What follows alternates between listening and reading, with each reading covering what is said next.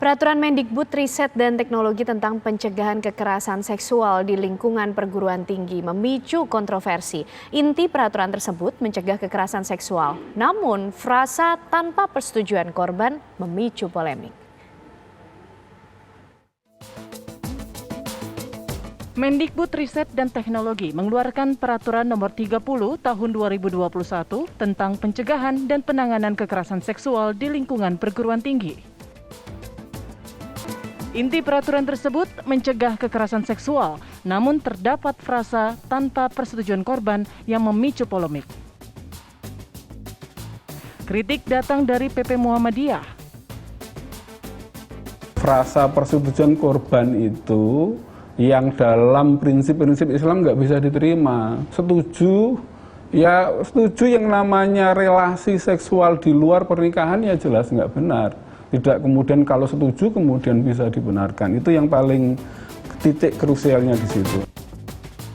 Majelis Ulama Indonesia (MUI) juga mengambil sikap tegas menolak keras peraturan tersebut. Kita minta ini secara substantif direvisi secara keseluruhan. Kenapa? Karena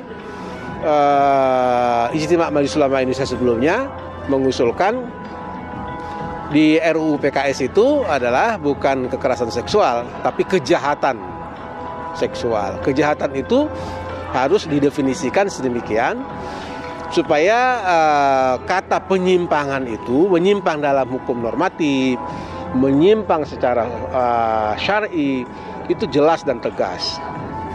Contoh, kalau suka sama suka, tanpa dasar hukum, tanpa syar'i, misalnya sebagai seorang penganut muslim, itu tidak boleh. 13 ormas Islam mengkritik peraturan tersebut. Rapat paripurna DPR RI Senin lalu juga diwarnai interupsi dari fraksi PKS. Interupsi tidak dihiraukan pimpinan sidang karena dinilai tidak tepat di tengah rapat paripurna pengesahan jabatan Panglima TNI.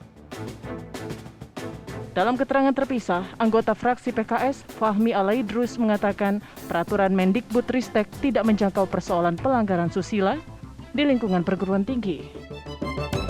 Saya yakin maksud dan tujuan dari peraturan menteri ini ingin menghilangkan kekerasan seksual di dunia kampus.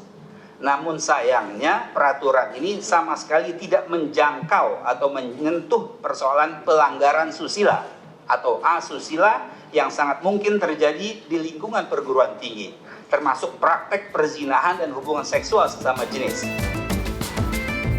Sementara fraksi Nasdem DPR RI menilai peraturan menteri tersebut tepat untuk mengatasi kekerasan seksual di lingkungan kampus.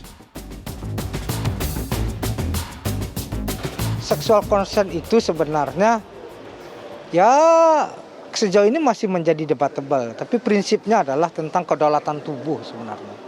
Kalau itulah ranahnya, maka kemudian itu sudah pas ya. Cuma di dalam RUU TPKS sejauh ini kami belum memasukkan itu karena proses yang masih ya tadi yang teman-teman bilang masih terjadi perdebatan dan itu menjadi suatu hal yang sifatnya sensitif. Pihak Kemendikbudristek membantah melegalkan perzinahan di kampus. Kementerian menyatakan peraturan merupakan pencegahan, bukan pelegalan. Peraturan ditandatangani oleh Mendikbudristek Nadiem Makarim pada 31 Agustus lalu dan diundangkan pada 3 September oleh Kemenkumham. Dari Jakarta, tim TV One mengabarkan.